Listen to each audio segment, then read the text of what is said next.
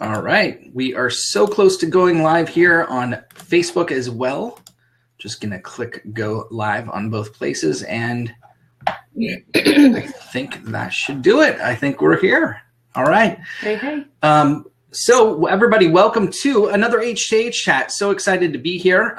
We have an excellent agenda here for you today. So many cool things that we are going to talk about, but more importantly, we have a wonderful friend, a longtime friend that we get to interview, and this is a long time coming. So very special guest. Before I do that, I will say hello to my co-host, Courtney. Courtney, how are you doing? I'll try not to look left at you. I know, right? I guess we should have thought of that whole that little pioneer board thing that we talked about last week. The separator to put in between us. Right. I'm doing great. It's June and I'm so excited. Things are happening. It's summer vacation. Right. So I really can't wait for summer, especially for the sun to arrive. It's raining here. Yeah. Which is kind of weird for California, but June it's the cold. What did Mark Twain say? The coldest winter I ever spent was June in San Francisco. Right. Yeah, exactly. So we are here with our good friend, Lynn. Lynn, how are you doing today? I'm doing great. Thanks so much, you guys. Thank you. Thanks for being here. And we have so many things to talk about. But first and foremost, I was hoping that you could just introduce yourself and give a little bit of your background, just so that I know a lot of people here that are watching know Lynn, but I just want to make sure that they know the full landscape. Maybe they haven't had a chance to really hear your story. So would you mind kind of giving a little bit of background of like how you got started in business and what you did to climb your ladder, if you will? I'd be happy to. I started. Is there an echo here? No echo here. Are you hearing one there? Okay. Yeah, a little bit. I'll mute myself so that that should. Okay, great. Yes. So I started working from a very young age because I came from an entrepreneurial family. Both my grandfathers came to America through Ellis Island. Both were entrepreneurs. And the one that really helped me cut my teeth in business had immigrated here from Baghdad, Iraq.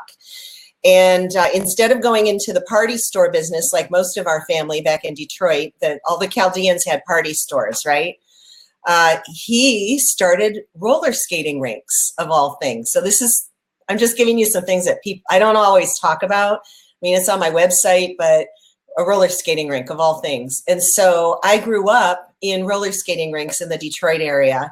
And I did everything, working the snack bar, selling tickets to the customers when they arrived, and even playing music. So we had a big roller skating rink empire by the time it was all said and done, and my grandfather had died. And then my dad actually started a rink. So I was working from the time I was about 9. And I loved it. I didn't know anything different. And it was very much customer facing all the time. So I saw my grandparents and my mother, who was a big influence on me as an entrepreneur as well, creating systems around their businesses so that the systems weren't to make things more mechanical. They were actually to make things more human and able to adapt and shift quickly and be able to, face the customers in a way that we were free to do so because we had all of the mechanical stuff taken care of. And so I guess I developed a love of creating systems to create freedom, because freedom is, I've done all of these, how we do all of these studies about our personalities. For me, it always comes down to freedom. It's why I exist, to be more free. So every time I work on my own business or I help my clients work on their businesses to grow and develop and prosper, it's all got to be based on 2 things, love and freedom, bottom line. When I get flailing and I forget or I have doubts or I'm not sure which way to go, I always go back to the people. And that's why I called my business People Forward, because that anchors me, it centers me, it helps me remember where I'm at and why I'm here. And so that's for me been my whole life of learning these things and being able to start businesses and develop them through the systems that I create, and making it easier for people to see themselves doing business with me, as well as benefiting themselves, so that everybody's really winning. You know, there's so many buzzwords today I could be saying, but really there's nothing new. And so now I do business development, but I do it holistically. So I assess the business as a whole. And when people come to me for the social media, because I get referred a lot for that, because I specialize in social media marketing now, it's just a natural extension of who I am. And social has just given us one more tool with which to reach out, amplify our message. And I love that it helps us do it faster. If we're doing it properly, then the amplification of our messages are getting out there a little bit faster than they ever could before. So again, it's just one piece. And when people come to me for help by word of mouth, if they say, oh, I need to get on Twitter, or I need to do this, or I need to get some kind of social, I always say, why? Why do you think that? And I, say, hey, put on the brakes for a minute and let's talk about your business as a whole. So, and one thing I know about you, just because we're friends, is that you also, in a past life, if I remember right, have been into UI and UX. Like you really understand the idiosyncrasies of not just design, but the total experience. And I think that that's a great story to tell, because of what you now do. You really look at all the experiences and how that happens. And also we've worked with you directly, so we know that to be true. Yeah, I'm really a stickler for that, because there are so many points at which somebody could be blocked from doing business, and they will just go away. The attention span is even shorter now. And there's so much, as they say, noise. Noise has become a buzzword, right? But there's so much noise in our business world. And so we only have so much time and visibility to capture the audience. So if things on our websites aren't right, or if, Courtney, what did you call it? I call it integration of your social channels. Oh, social body language. Yes, social body language. I love that. And I call it integration. So if all of your channels and all of your properties are not well integrated, it's going to make it more difficult. You're going to be throwing up roadblocks at every turn for people to actually get to you, make the call, send the email to do business with you, or to even see if they want to do business with you. So yeah, it has a lot to do with the details. Like they used to say, the devil is in the details. And I still believe that. I feel like when I'm talking sometimes, it's so old school. And that's why, I think about my mom and my grandfather and how they taught me to build a business, a really successful, thriving business that also is very people-centric. And I feel strongly about that. And I'm always analyzing, I'm always assessing. I can go on any businesses, I can Google any business, and I can assess that business and pump out a report on that business of where the holes are, where they're not showing up, because it's really, for me, it's about looking at the business's reputation in public. Like, what do you look like in public now? Because it used to be we could hide, behind our computers or behind our storefronts if we had a brick and mortar. And we can't do that anymore, because whether we like it or not, everything is public. There's no privacy. And so people are going to be looking at you, and people are going to be talking about our businesses. Whether we're in the conversation or not doesn't matter. People are going to be talking about our businesses. Look at all the sites, all the review sites, for example. So those are things that, and that's a whole other ball of wax, reviews and again, the reputation. So yep, I'm a stickler for details. And some of my clients are they get exasperated with me sometimes because I'm like, you need to do this. And what about this? And what about that? And they're just little details that I can help them see because they're too close to it.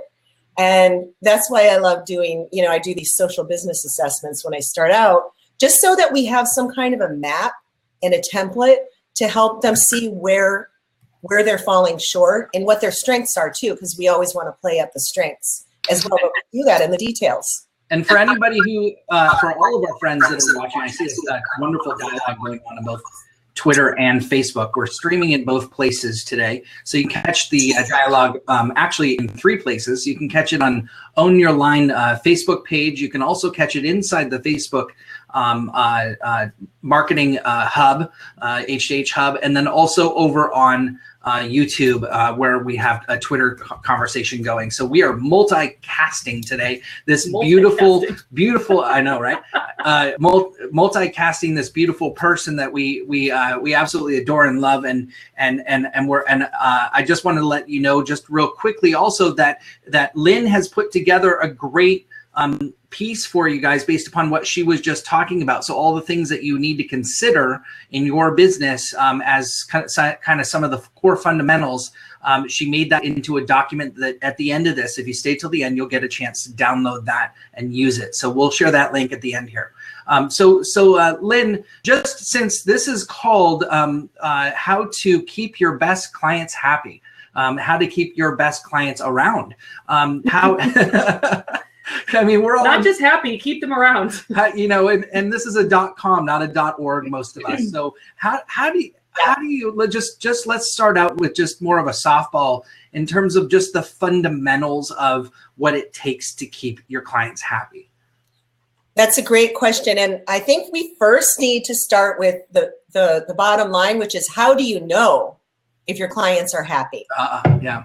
How do we even know if they're happy? Well, one of the biggest things that I think is missing in today's business world is referrals.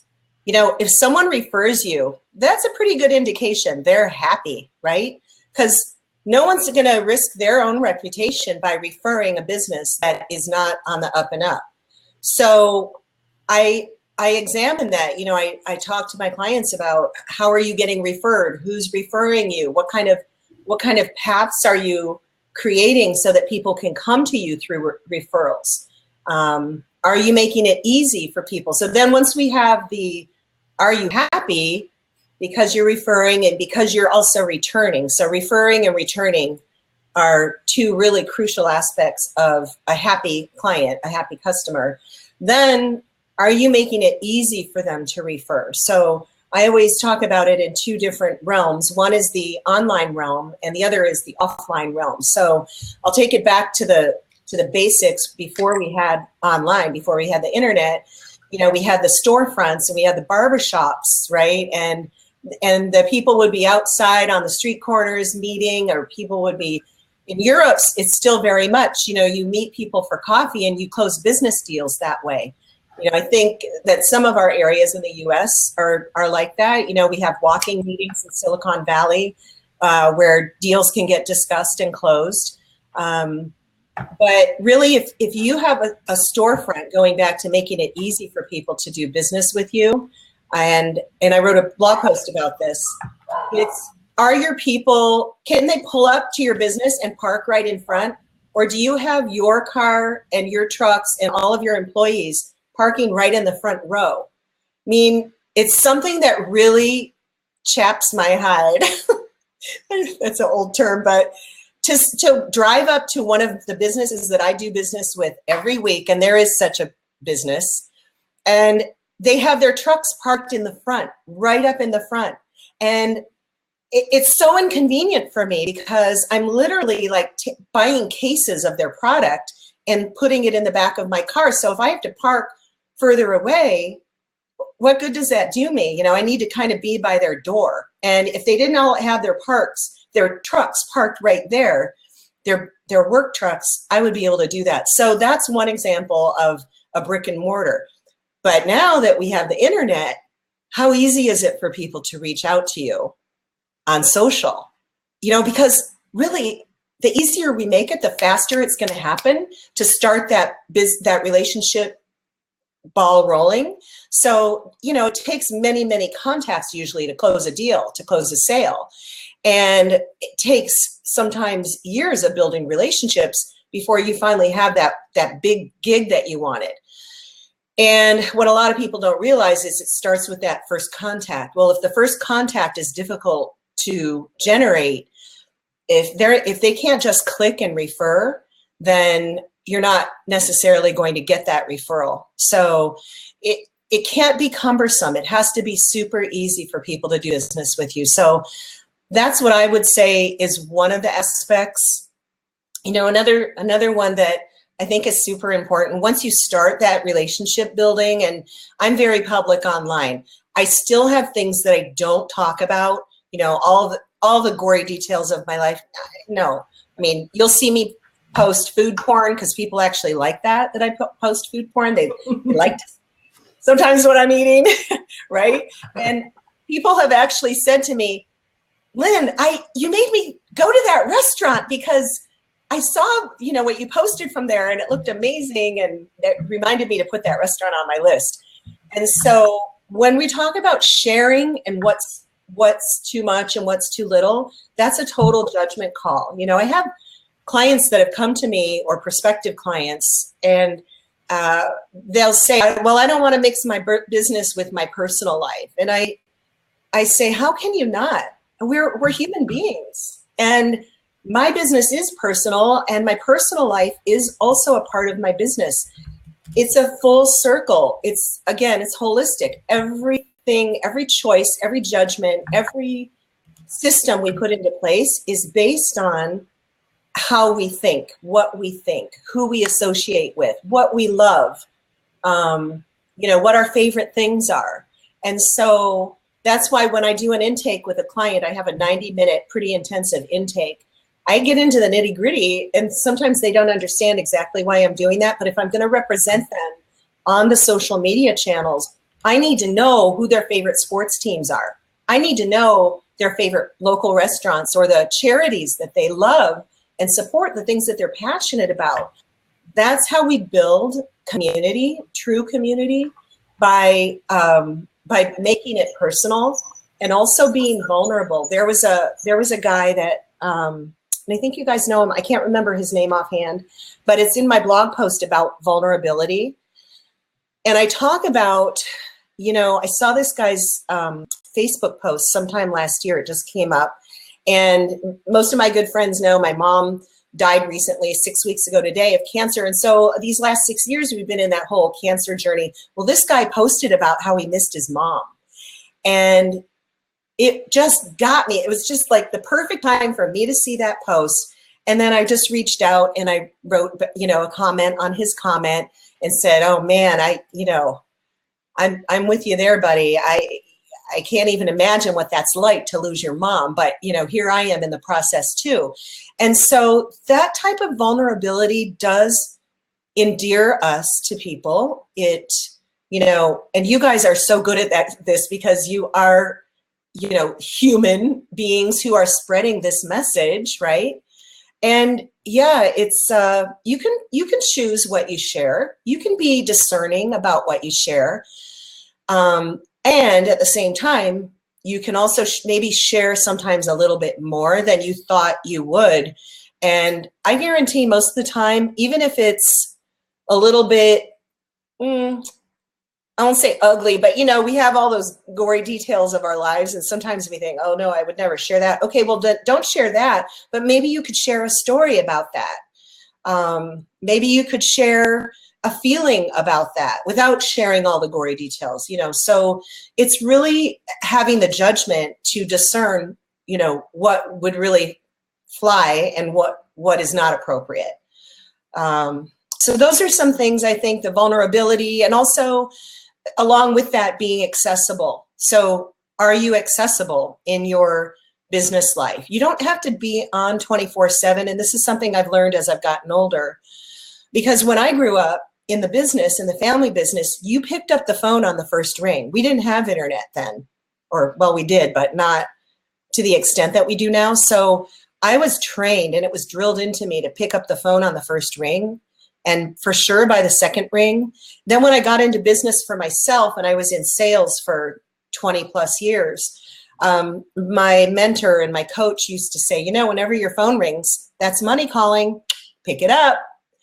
And so it's the same thing. It's being accessible online, offline, and making sure that you're also, you know, we're talking about business health, and that's the checklist that I've provided. for everybody at the end, is the health of your business really is directly proportional to your own health. So, you know, I've learned this lesson so much over the last 6 years, and I'm so grateful for it. It's one of the real gifts of cancer for me, is that, you know, how they say on the airplane, put on your oxygen mask first. That's it. And I fail at that like every day. Like every time I would skip a meal, or every time I wouldn't get up off my butt, you know, from working and move around and do some exercises, you know, but we have to figure out those ways to do it so that our health is still coming first, that we have business hours, we have certain hours that we work. And for some of us, like for me, being online and being in social media, you know, I always say social media never sleeps. And you know, I had the business in New Zealand, so I was on a different time zone there. I'm very conscious of doing business internationally because my clients are everywhere. So I still have to make sure that I allow myself the time off, and that so working hard and working really hard as well. So accessible, but making sure that it's in a healthy way. You know, I don't feel like I have to answer every email immediately. I think that people understand that when they see me online, they can kind of see, you know, if you look at my Instagram stories, any given day, especially when I'm traveling, you'll know where I'm at and why I'm not getting back to you. You'll know that I was at my nephew's graduation Friday night, and I'm, you know, it's at a vacation, a family vacation. I'll post that stuff because I think it's social fun. media is your out of office. It is. Right? And you will never be kidnapped. So that's awesome. Right? Exactly. So, you know, you want to know where I am? And that's what I tell people all the time. Just go on my Instagram story. That's pretty much where my little 10-second clips are going to live for you. That's great. So you have all of these great clients all over the world. I have a lot of questions. I wanted to check in with Courtney and see if did you have anything boiling up before I keep going? Well, I did want to make just a quick comment that I love about sharing the vulnerability piece, because I think a lot of people are really frightened to do that. They think it's going to have some kind of a negative impact. And what I've learned is, you know, if people are searching for stuff to blog about, think about your own life and think about the lessons that you've learned through these moments of vulnerability. And I've seen this just in my own blog posts. Those are the ones that get most shares, most comments, most likes, because it's what allows us to connect with each other through those, you know, I'll say human moments, you know, of, wow, I really messed up, or I thought I was doing the right thing, and then I thought about it and I realized how much I hurt this person's feelings, or, you know what I mean? Like, we all do that every day, but I think that it helps raise a higher level of awareness about your own life and how you're interacting in it with other people, and sharing that is just such a really super powerful thing. It's a gift that we give ourselves and that we give others. It really is, and it doesn't cost a thing. Yep. Sorry, I'm playing with my lights back here. Everyone is commenting saying that I'm a floating head, and it's really distracting me to see them say that. But it's not distracting me, because I think those comments are hilarious. The other thing that everyone's saying is that where's the applause button? And we're not on Google Hangouts anymore. We're using Crowdcast. I'm so sad. But even if we were on Google Hangouts, they removed the applause. They removed all sounds from Google Hangout, which was devastating, and actually was the impetus behind changing to a different platform. I'm like, if we don't have sounds, there's no reason to stay. I was going to say that's reason enough to leave. Right? I know. I feel like we need to do just a collective boo. Yeah. To Google Hangout. There's the boo emoji. We can all send it to Google. Right. So Lynn, you're right. There is the how do I onboard clients, because that sets the tone for how do I keep my best clients. And you'll notice that the title of this is how to keep your best clients. I also am curious, you know, as you're working through clients, not every client is a fit. And so not that you want to, you want to keep all your clients, but at the same time, you also, there's a time and a place for what you can serve and the services that you can give to someone. Have you thought about that? And how do you pull out like the right services for the right person and keeping those right businesses? Yes, it's so true. And, the title of this is happy clients, right? The key word is happy. So we want those. And it's actually one of the reasons why I start out with only a 6-month agreement for my social media clients, so that we have that 6 months to get to know each other. And so much of it is trial and error. We're experimenting with different things, lots of different content. And I do all of that from A to Z. So it's really important for me that I love my clients. And I love my clients. I can honestly say that since the last really bad mistake that I made when I first started, now I can say I love my clients. Mm. I had to fire a client once, and I don't ever want to have to do that again. Mm. So what I do is I start out with just a 10 or 15 minute phone conversation. If somebody gets referred to me, then I schedule a phone call right away, and we have a talk, and I ask them some pointed questions. And my spidey sense has become pretty keen, I would say, after all of the mistakes I've made in taking clients that were not a fit. And then afterwards I can say, here's the deal, and yes, I would be happy to work with you. Or I have friends who do kind of what I do, but on a different level. It may be good for you to talk with them. And so I can refer them out. Or if it's something that they need that I don't particularly do or want to do, again, I'm always looking for referral partners, people that I can refer out to, because once again, referrals are, I think, a lost art. And so part of why I exist online is to meet new people that I could have in my quiver, that I could eventually refer to, but I have to get to know them first before I refer them. So that's a lot of the work that I do. I read so much every day. I'm studying. I take courses, as you know, Own Your Line. Hello. And I love doing that because it helps me get to know other professionals who could potentially be referral partners for me down the road. And although sometimes I have a little bit of short-term memory from all the Crystal Light I used to drink, the aspartame stuff that ruins your brain. Okay, well, I also have a very good memory for connecting people. So characteristics and traits in people that I would want to do business with, I remember that, and I can pretty quickly match people up with good power partners or people that it would be good for them to interview and potentially hire. So these initial interviews are really important. Now, once I close the client and they become a client, then it's a lot of research, development, a lot of hours put into not only getting to know them, but then getting to know their competitors, going online. And after I ask them that 90 minutes worth of questions and I take copious notes, then I'm always able to refer back to that. And it makes it very easy for me to say, remember you said this, how about if we play that up more? Because I think that would be really great right now at this time of our life, in our society. I think that's why what I do is so much fun, because it's real time.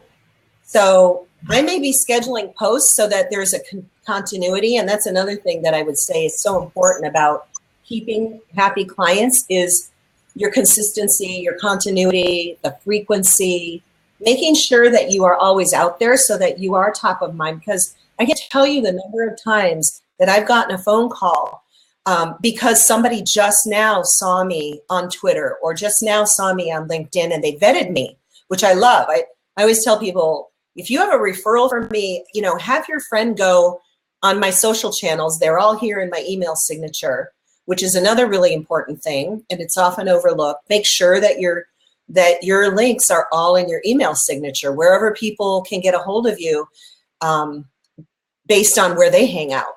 So if they're a Facebook person, make sure you've got your link there, and so on. So yes, I make sure that I'm really getting to know that new client, and that I'm also using the information that they've given me, that they've shared with me about themselves and their lives, to enhance their social visibility, their social reputations, and playing up those things that are important. You guys are masters at that. I know from the Own Your Line course, just tapping into those things and drilling down to those details that really make a big difference. Because often we forget our own magnificence. We forget all the time. I do it all the time. And luckily I have good friends and my sister who says, Lynn, you forgot to say that. You did that for 10 years, or you're doing that now. You can do that, and you should be saying that. And so, even us coaches need coaches, because we forget our own extraordinary gifts, because to us, it's like breathing. We take ourselves for granted as much as we take, our loved ones or our good friends for granted. We just do. And so we all need that help. Again, it's that human element coming into play. And these are things that I think are dying in a way. They're dying arts. I'll tell you one thing. I totally agree with that. And you never know what you're going to say to someone, what the impact is going to have on them. Just a simple, hey, you're doing a great job, or I think you can do this. Just some kind of simple comment that might seem flippant to you, that might mean the world for them, that would move them closer to where they need to go, or closer to do something that they've never had really the confidence to do. I think that's most of life, is just us giving ourselves permission to do it. Yeah. And if you can be a part of that, it's such a simple thing to do. And as you said, Lynn, it doesn't cost a thing to tell someone they're doing a great job, or, hey, wow, I really noticed that you're great at this. And I also agree with you. Consistency is key. This is like a theme that keeps coming up in our lives, is just consistency wins the day, no matter what you're doing in your life, in work, in your personal lives, and anything. It's consistency is key to getting anything done. Yeah, sure. But I'm wondering, so you obviously have put a lot of thought and spend a lot of time into vetting your clients. What makes a great client? So flip it around. What makes these clients so great? First of all, they're fun people. My clients are very positive. They're progressive minded. They're thinking ahead while they're also grounded, or if they're not, they're coachable. And they are great listeners typically, because, they're investing their hard-earned money to bring me on board and to help them move forward. And so, they've got to be great listeners. Otherwise, they're wasting their time, which is an important resource as well, and their money. So the listening, I can tell, it's weird. I can really tell if somebody's going to be high maintenance, or if they're going to be challenging enough to keep me excited, because I love variety. But I can sense whether they're fun, whether they're progressive minded, what kind of a foundation have they built so far. So sometimes it's just a matter of they have a passion and they want to share it with the world, whether it's a product or a service, and they have so much skill and talent, but they have a tough time talking about themselves. And that is a really common recurrent theme with clients who come to me. They have a tough time tooting their own horn. And so, because I know how that feels, and I've had other people help me with that, I can also steer them in the right direction. And I can also help. That's the other part of it. The holistic part is that I have a love for technology. And I would never say I'm an expert in anything technology, because it changes every 5 minutes. However, knowing at least what the tools are that we can tap into to help get that message. And I love what you said last week, Courtney, about clarity, because I talk about what is your identity as a business person, and who are you for yourself, and who are you for the world, for your clients? So you said, if you are clear, you can steer. And so that's a tweet right there. That's a quotable tweet.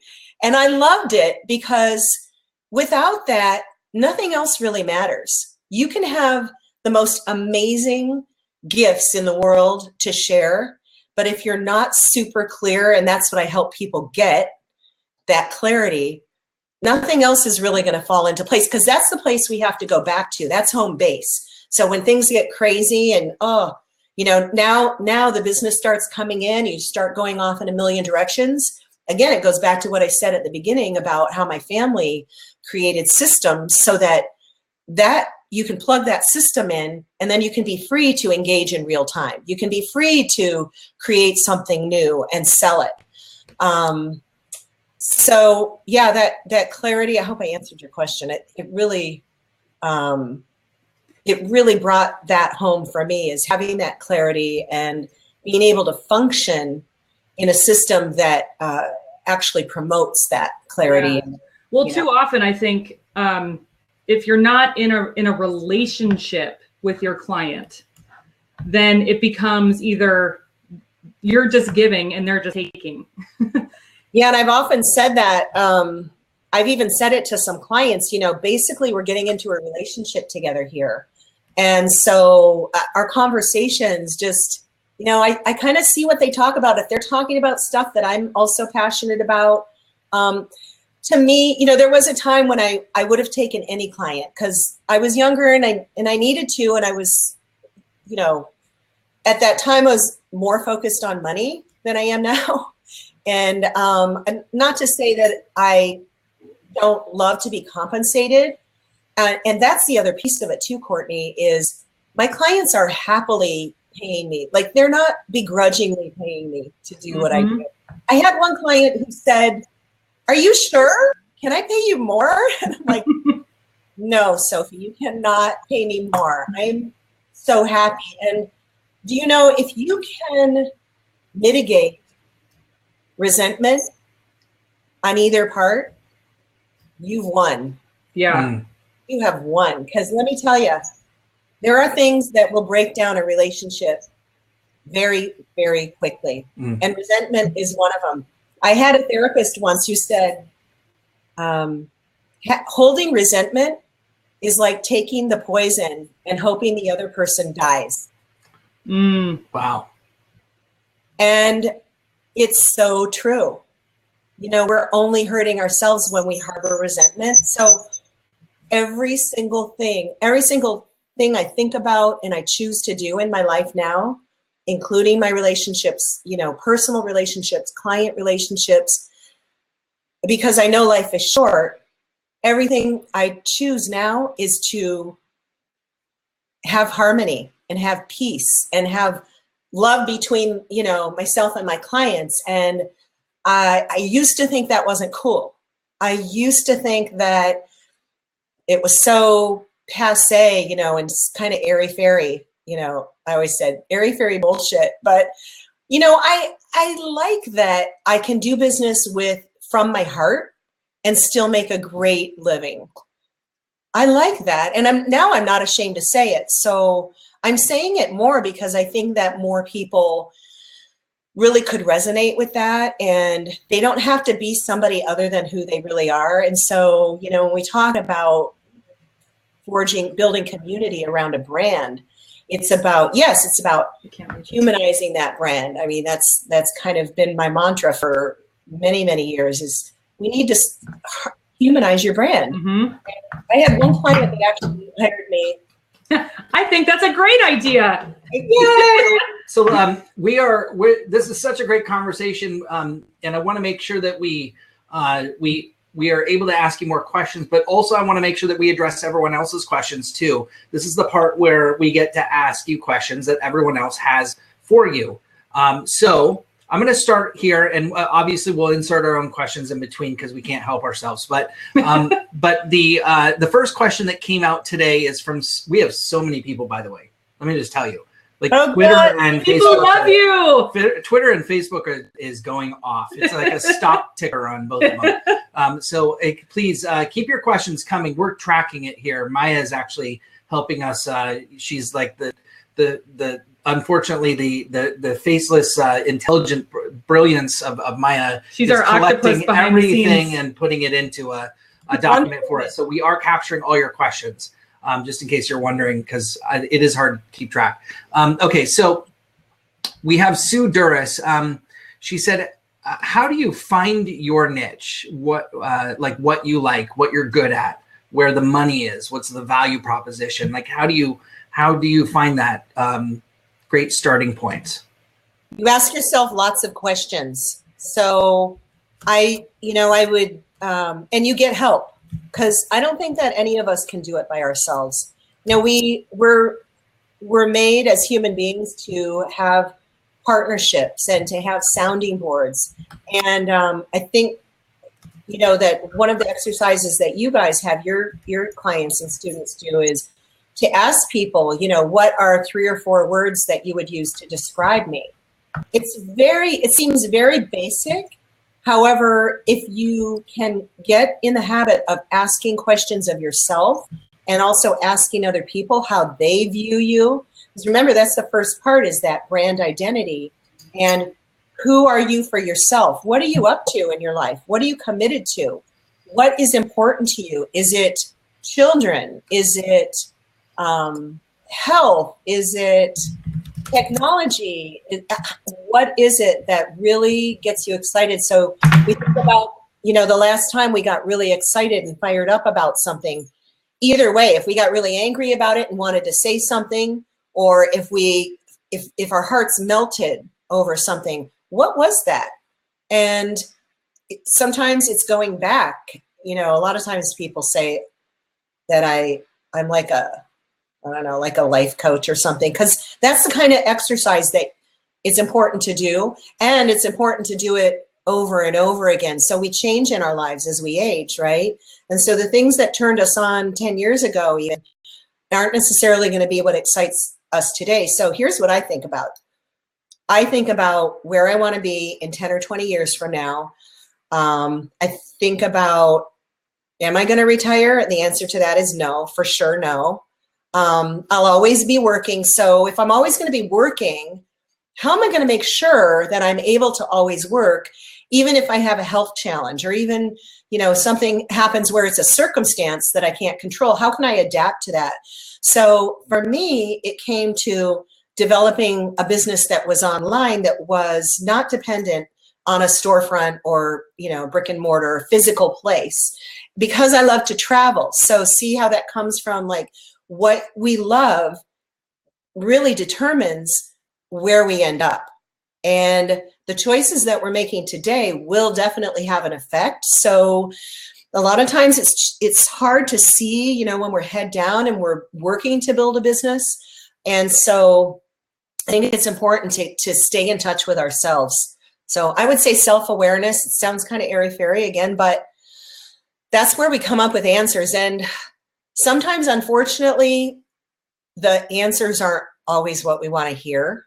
So be careful when you start asking questions, because, the world may present you with an answer that may be something you've been resisting. And what we resist persists, right? So we got to be careful of that kind of thing, and really be willing to explore the answers when they come. Hope that helped.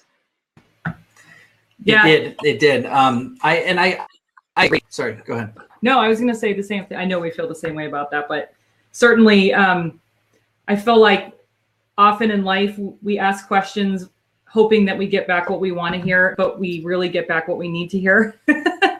And sometimes that sucks. Yeah. But necessary. There was a saying, if you want the universe to laugh, just tell it what your plans are. Right? Totally. I prefer to say, tell her what your plans are. Yes. Exactly. So, hey, BK, can I ask a question for our favorite question asker? Yes, absolutely. So J.S. Gilbert the man who is full of questions, who we love dearly, and an HH chat regular and an Own Your Line member as well. He asks, would you mind sharing 1 or 2 magic questions somebody could use on an intake form?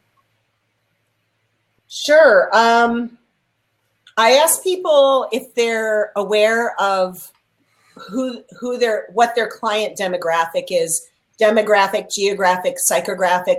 So that's very telling, because a lot of times, I've already talked a lot about personal identity and brand identity.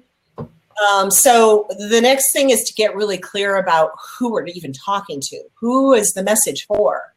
And so I know, with H2H, we are entrepreneurs, and yes, we have worked in on the enterprise level, many of us, and we love that.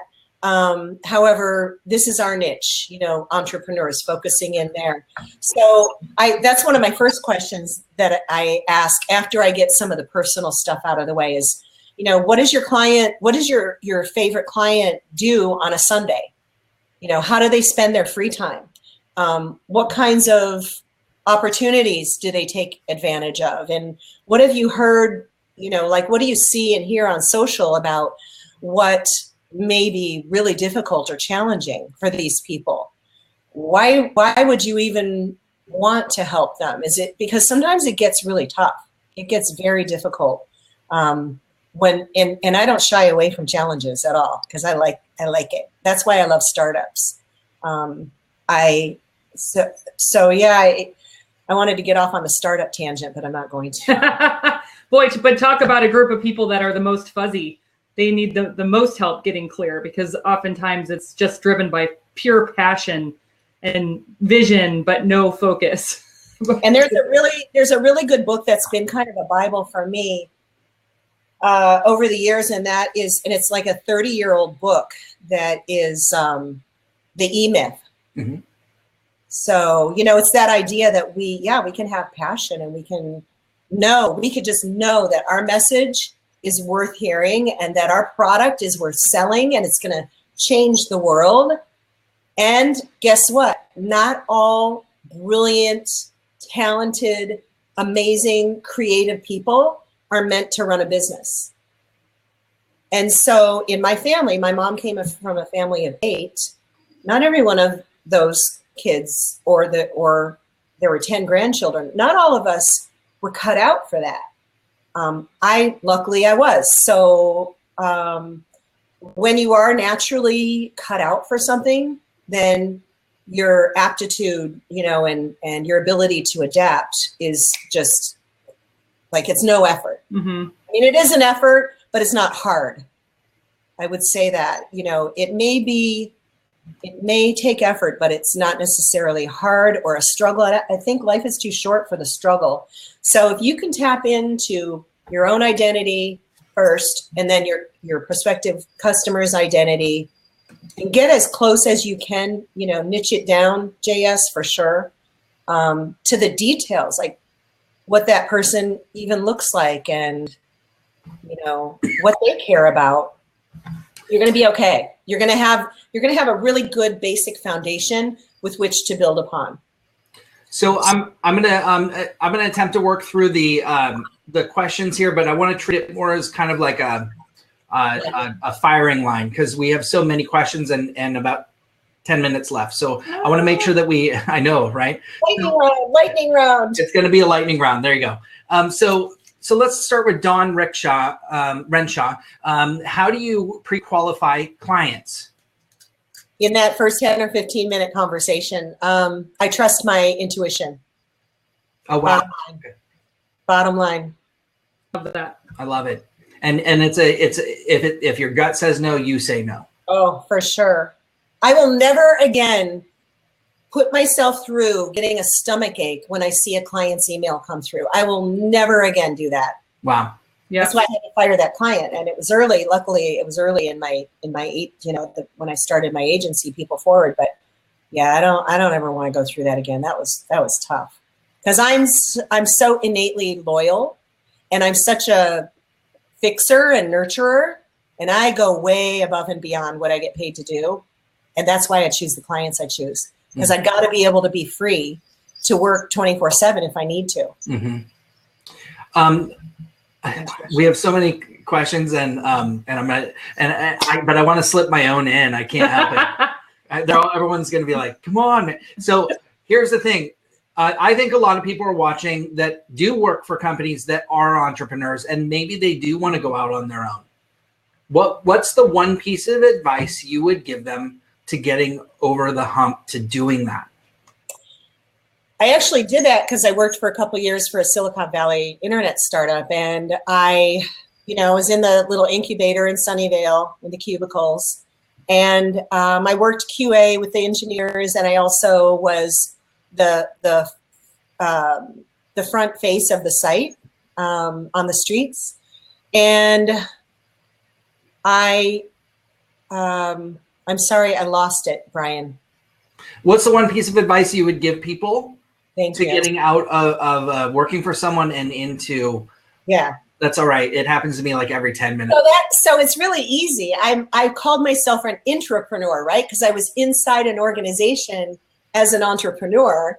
And so here's the thing I did wrong. I did not build my personal brand during that 2 years I was there. And so I wasn't on Twitter until after I left there. And so I would behave as if you are already that entrepreneur, and you've got to work many hours after you've already worked where you're getting paid to work. So, for me, it's second nature to work all the time. Ask my husband. So I made sure that I was working, overlapping my work to get myself known towards the end there when I knew that I was going to be leaving that company. And I'm super glad that I started to build my personal brand afterwards. I still feel that I'm behind in that regard because here I am again, I'm taking on clients and I'm working with my clients. So, I'm in the process right now of updating my website, and it's going to be amazing. It's just not done yet. So those kinds of things, and also being open to people coaching you. Get those coaches, get those people on board with you who can tell you the truth. That's great advice. So Janet Fouts said, how can we manage a difficult client without firing them? Ooh.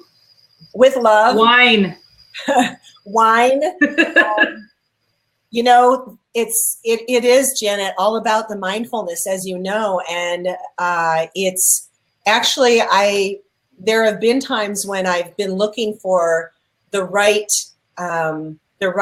associate of mine or somebody that I know to refer that client to, so that they can I can be the interface where there's an overlap and we can do the transfer over to someone else. It's tough. I don't know all the answers to that. I only try to avoid it now. And so far, so good. One thing, when you set expectations, there can be no conflict, Yeah. So that was the best piece of advice I ever got in my life, which is just, you have to overset expectations with you and your client. You know what, Courtney? That's spot on, because that's what was missing before. And now my client agreements are have evolved over the years.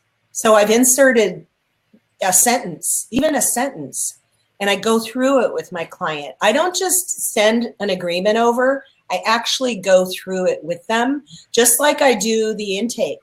When we're doing the intake, it's 90 minutes. Sometimes it's painful for these clients because their heads just go boom, like their brains want to explode when I'm asking them all of these detailed questions, things that they've never even thought of before. And however, it's a matter of setting expectations, and that's so true. So good one. Yeah. Let's see here. We have Mitch Jackson said, do you ever use mirroring, like speech patterns, body language, vocabulary, tempo, voice, tone, to better connect with clients? For sure. One of the things that because I'm the daughter of an attorney and I was a legal secretary for quite a while, I learned how things get translated and things get misunderstood. that was a really good training ground for me. And so I will mirror things back. I will mirror body language. I will mirror especially the written and the verbal. You know, let me make sure I understand this. I think what you said was da da da da da. And if that's clear, then we can go on to the next thing. And again, a lot of this is not very sexy. You know, it's not like that creativity realm, right? Some of this business development stuff is just not that fun or sexy. And so I make a point to try and make it that way, to try and make it a little bit lighter. And the only way I can do that is by really speaking into somebody else's listening. And the only way I can do that is by doing more listening than I do speaking myself. Mm-hmm. So like today I'm speaking a lot, but if we were in a regular conversation, I would be asking questions and then I would shut my mouth. And you know, that's pretty much it. Yes. So the answer is yes, Mitch. Good question. Okay, I think we just have time for one more question here. I get the last question, but go. No, keep going. No, I think we just have time for one more. Go ahead. Oh, I'm sorry, everyone out there. What did Adam Sandler say? I've got the mic. Yeah, right. Okay, so I am curious. What is the best customer service lesson you learned from working at the roller rink? Easy. It's two things. Look people in the eye and say please and thank you. Boom. Bam. Mic drop. Bottom line. It's like manners are a dying art. And, you know, my mom had 5 of us that, you know, were going to family gatherings and friends and parties and things. Do you know that apparently we were always welcome? 5 of us. Little kids, and we were all within a 7-year period. Wow. So I was the oldest, and my sister is 7 years younger than me, my youngest sister. And so people would always remark on that. And at the time I hated it, you know, because my mother would really insist that we look people in the eye. And we've taught my nieces and nephews that too, you know, shake the person's hand and look them in the eye and say, how do you do? It's nice to meet you. And when we leave, we say, thank you for having me. So simple, just not routine anymore. Yeah, it's so true. So I just dropped a link to your business health checklist into the stream on Facebook. I'll do that in a second on Twitter as well. Everyone can feel free to download this wonderful checklist that Lynn put together for you. It covers 3 core areas on how to maintain the health of your business. It's really well done. She worked on this last week for you, and I hope you'll get a chance to download that. And then I just wanted to thank you. We wanted to thank you so much for being here this week. This has been an absolute joy to have Lynn on here. She is not just a person that we've also worked with, but or a community member, but a very close and dear friend with a warm heart. So we absolutely love Lynn more than anything. And thank you so much for being here, just to share your expertise and being here to support the community always. You're such a giver, and I just wanted to recognize that. So thank you so much. Thank you, you guys. I feel so honored. Mwah. Thank you to everybody that looked in. I made up my mind today I was going to be laser focused and not let myself look at Twitter or Facebook. So I'm going to get back right now and do that. And I'm excited about the conversations that will continue to go through the H2H chat hashtag. And again, another way to make it easy for people to do business with you, just, you know, using the hashtag to gather people around your own business water cooler. Well, I couldn't agree more. And also one other quick mention is that there are lots of questions still in the Facebook feed and Twitter. So, you know, we did not get to a lot of questions. So I'm sure they'll be excited to hear from you there. One other thing, just to let you know, is that next week we have a wonderful guest. And he actually, I think I just saw him chime in. Isaac Irvine is going to be our guest next week. He's going to be talking about how to build your personal brand. And he's done an incredible job building his personal brand, working for GoDaddy, but also for himself. And in recent times, he's done some incredible things that has that will be some fun storytelling. Yeah. So yeah, you may have seen the viral video that he made with his son about bullying that probably has, I don't know, 25 million views now. Yeah. Wow. Pretty incredible stuff. Yeah. Okay, so thank you so much, Lynn. Once again, really appreciate you being here. To everyone out there, thanks for all your comments and your community and support. If you have any questions, I'm sure Lynn would be happy to answer. Just go ahead and submit them either into Twitter or Facebook using the hashtag H2H Chat on Twitter. Otherwise, we'll see you next week, same time, same place. That's a wrap. Bye. I know. Mwah.